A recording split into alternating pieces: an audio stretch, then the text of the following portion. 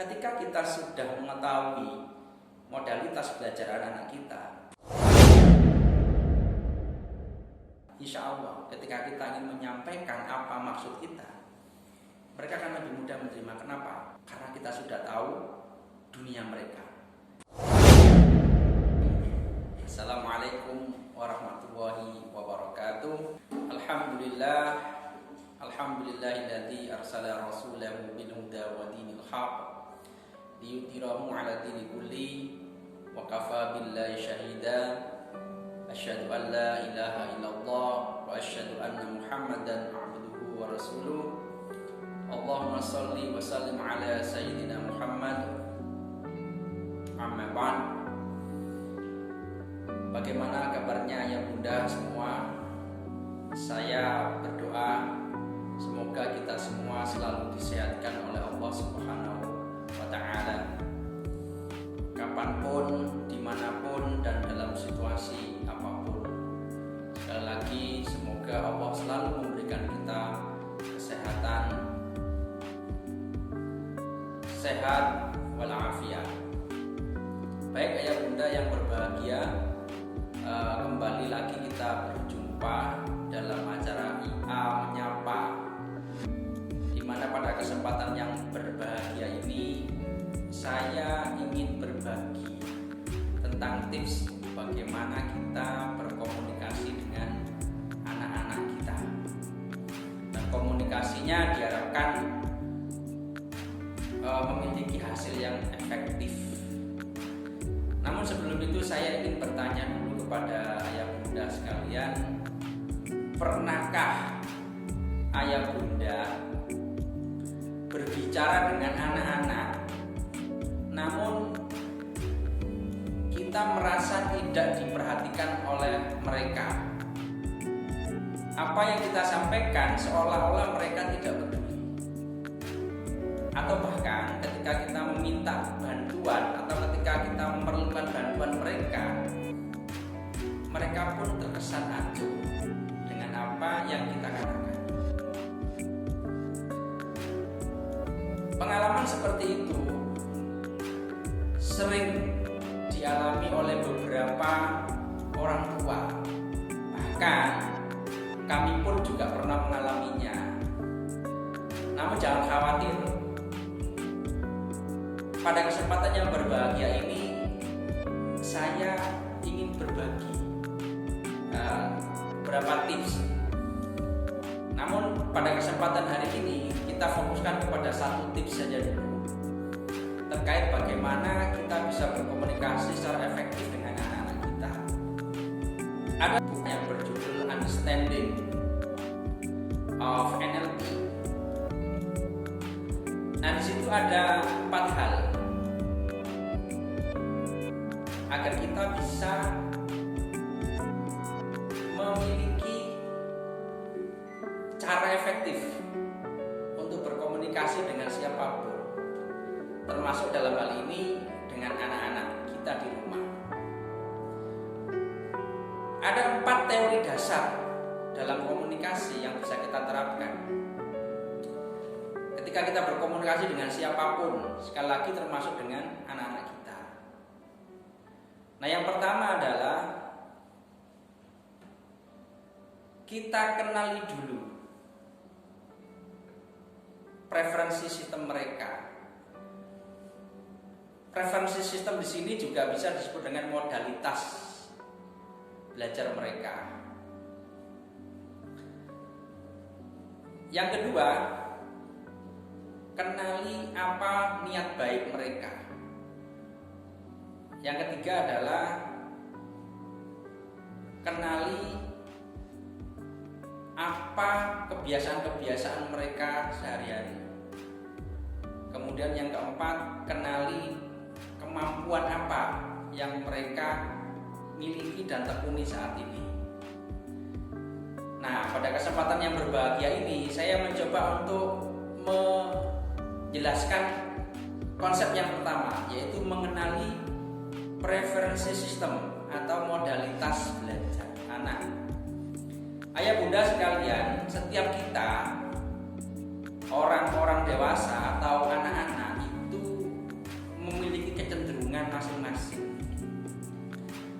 Preferensi sistem di sini ini adalah kecenderungan kita bersikap, kecenderungan kita berpikir, ya. Sehingga dari kecenderungan itu kita bisa mengetahui langkah apa atau cara apa yang sekiranya kita bisa masuk ke dunia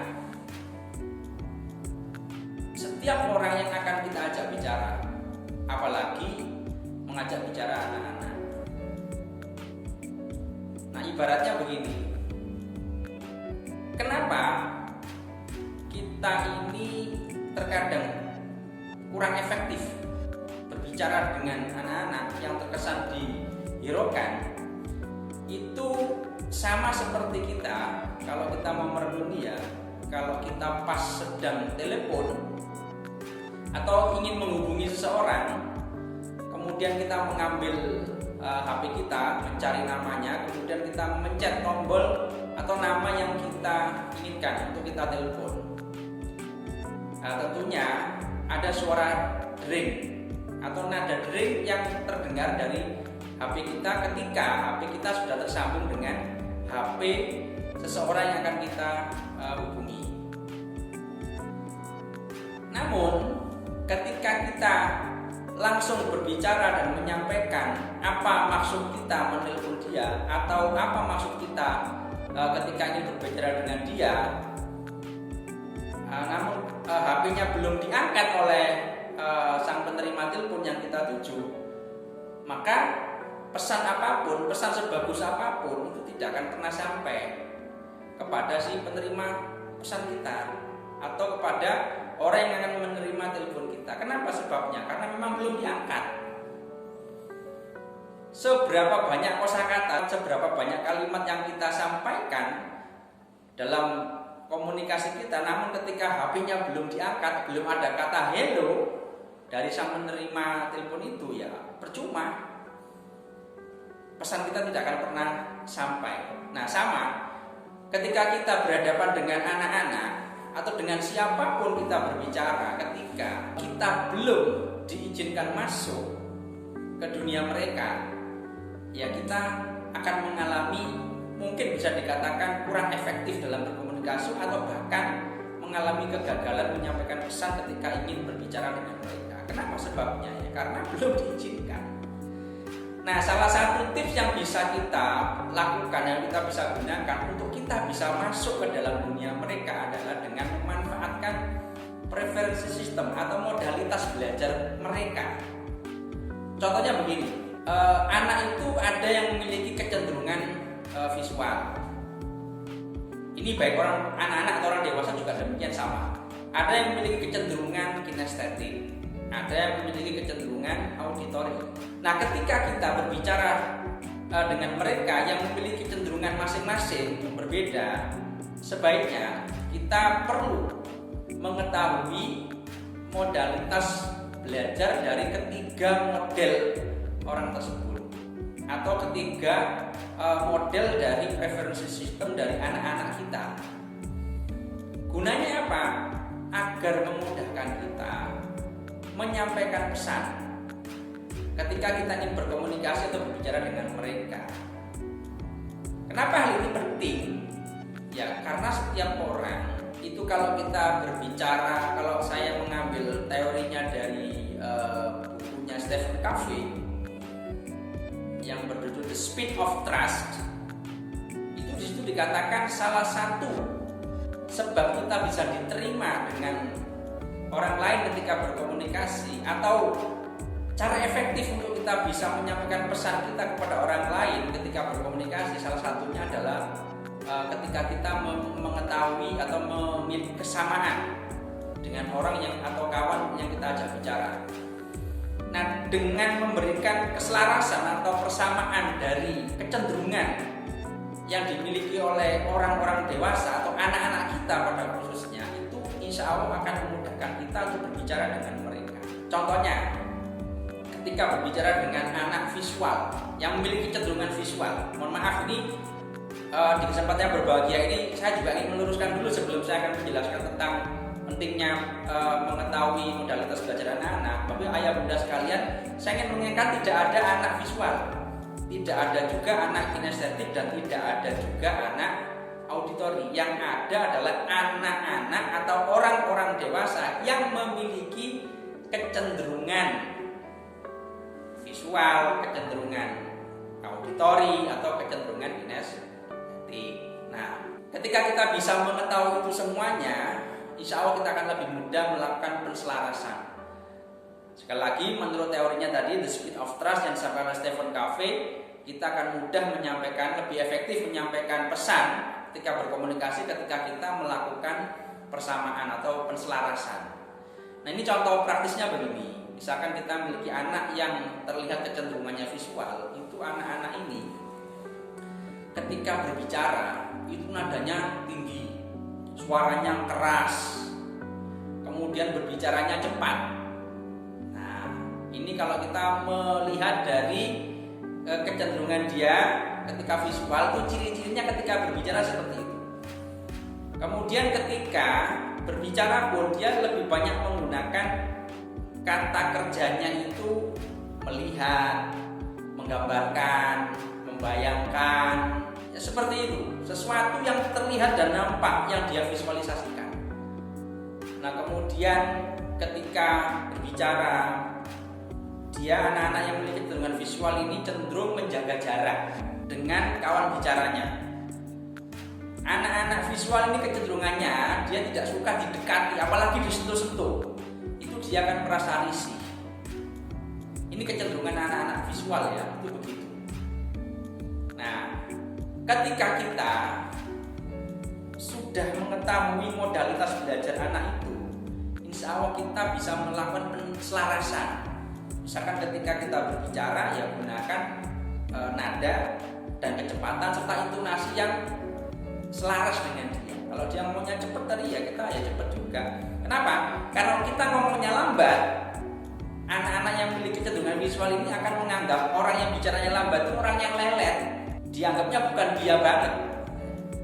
Nah, kalau dia sudah mengasumsikan kawan bicaranya atau kita sebagai orang tuanya yang diasumsikan lelet, dia nggak mau. Kenapa demikian? Karena dianggap dia bukan dia. Itu cara bicara ya, intonasinya diperhatikan, kemudian kata-kata kerja yang dia gunakan juga seperti itu, menggambarkan, terus jaga jarak. Nah, itu biasanya begitu anak-anak yang kecenderungannya visual itu nggak suka sejak bicara terlalu dekat, dia sukanya jaga jarak seperti itu. Nah, yang kedua, anak auditori. Bagaimana kita mengetahui model anak yang memiliki kecenderungan auditori itu? Ketika dia berbicara, nadanya itu berirama. Artinya dia menikmati setiap apa yang dia sampaikan. Nadanya sedang saja, tidak terlalu cepat seperti anak visual tadi. Nah, dia sedang saja menikmati setiap kalimat yang dia ucapkan. Kemudian dia suka mendekat ketika berbicara. Kenapa? Karena dia lebih nyaman kalau dia mendekatkan telinganya kepada orang yang diajak bicara. Kemudian kosakata yang sering dia pakai itu kan terdengar, saya mendengar cerita dari orang lain. Sukanya kata-kata itu, kata mendengar, memperhatikan. Nah, ini anak-anak yang memiliki kecenderungan auditori. Nah, kemudian anak yang ketiga kecenderungannya adalah kinestetik. Nah, anak kinestetik ini kalau diperhatikan ya, cara bicaranya dia lambat bener, menikmati betul setiap sensasi kalimat yang dia ucapkan. Mungkin ayah bunda yang usianya di atas 40 tahun tentunya masih ingat ya, Menteri Sekretaris Negara, mantan Menteri Sekretaris Negara itu Pak Purdiono dulu. Itu kan kalau bicara kan begitu pelan, lambat gitu. Contohnya begini,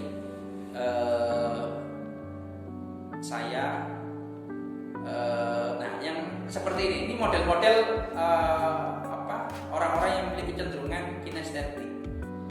Anak-anak kita juga demikian sama. Kalau diajak bicara itu, kalau bicaranya itu lambat, menikmati, jadi setiap sensasi kalimat yang keluar itu betul-betul dinikmati.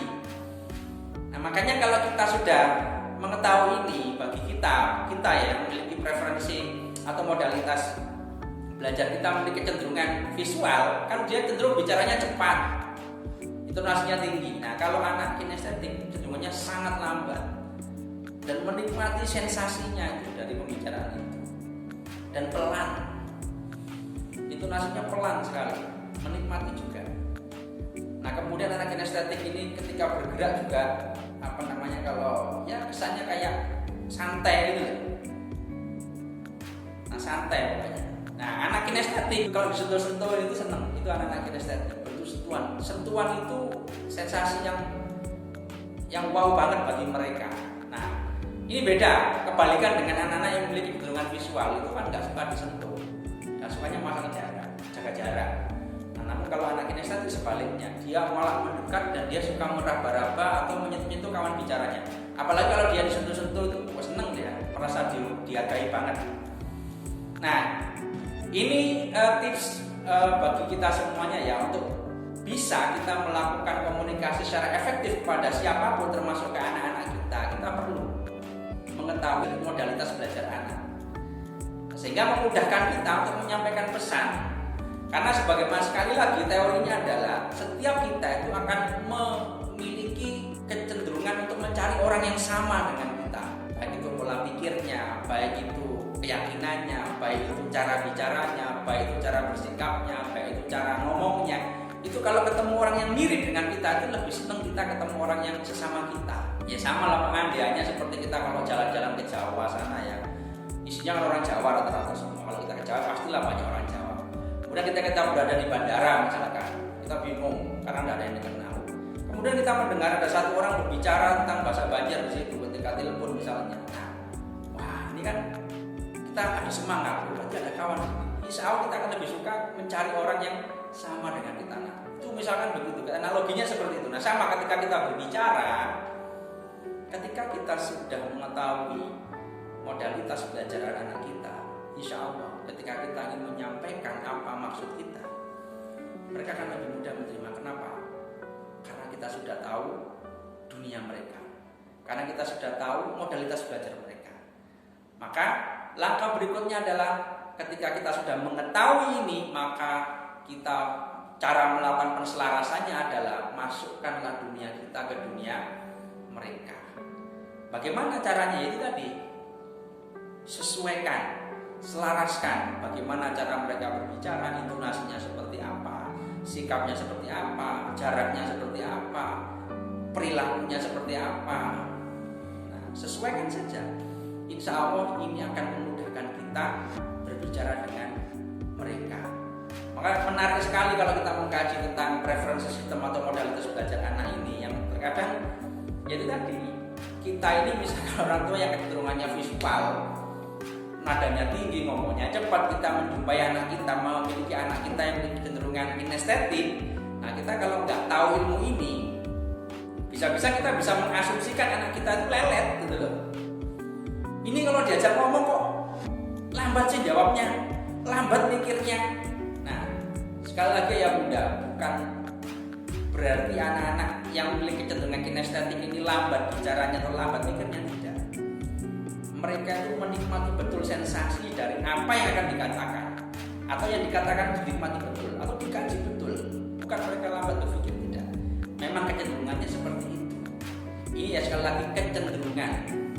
Jadi bukan anak kinestetik, tapi kecenderungan anak kinestetik.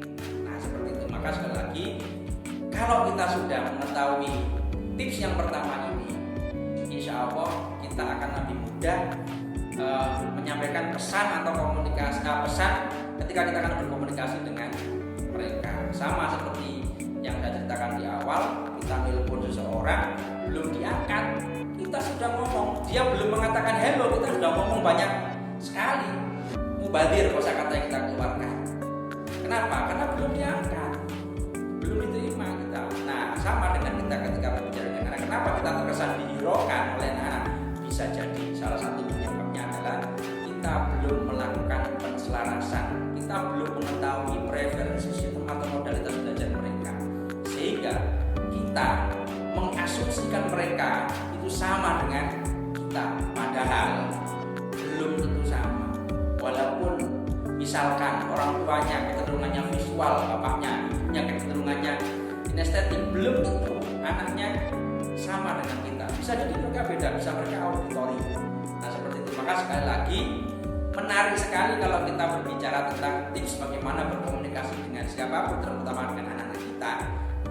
Tatkala kita sudah mengetahui modalitas belajar anak-anak kita, insya Allah kita akan lebih mudah mendapatkan hasil yang efektif ketika berkomunikasi dengan anak-anak kita. Baik ayah bunda sekalian, mungkin ini yang bisa saya bagikan pada kesempatan yang berbahagia ini. Semoga bermanfaat. Saya akhiri. Assalamualaikum warahmatullahi wabarakatuh.